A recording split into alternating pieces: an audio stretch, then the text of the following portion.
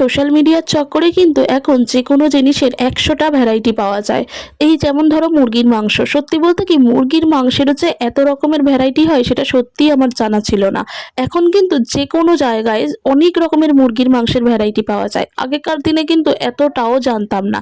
শুধু মুরগির মাংস বলতে ব্রয়লার মুরগিটাকেই চিনতাম। হয়তো আগেকার দিনেও ছিল, তখন যেহেতু এত বেশি সোশ্যাল মিডিয়া ছিল না, তাই মানে প্রচারটা এত বেশি হতো না। এখন যে কোনো জিনিসেরই প্রচার অনেক বেশি হয় শুধুমাত্র এই সোশ্যাল মিডিয়ার চক্করে। তো যাই হোক, তবুও সোশ্যাল মিডিয়ার ভালো খারাপ দুটো দিকই আছে। সবাই সব দিকটা মিলেমিশেই আরকি রয়েছে। তো এদিকে তো দেশি মুরগিটা রাহুলদা রান্না করছে। কিছু, কিছু মুরগির মাংস সত্যি বলতে কি খাসির মাংসকেও হার মানিয়ে দেয়। এরকমও আছে, মানে এই যে মাংসটা রান্না হচ্ছে এটা আমার তো মনে হয়েছে খাসির মাংসর থেকেও বেস্ট। মানে দেশি খাসির মাংসও রান্না করা হয়েছিল, দেশি মুরগিও রান্না করা হয়েছিল। তবে যারা খাসির মাংস খেতে পছন্দ করে তাদের কাছে খাসির মাংসটাই বেস্ট। কিন্তু আমরা যেহেতু মুরগি খেতে পছন্দ করি, আমার কাছে এটাই বেস্ট।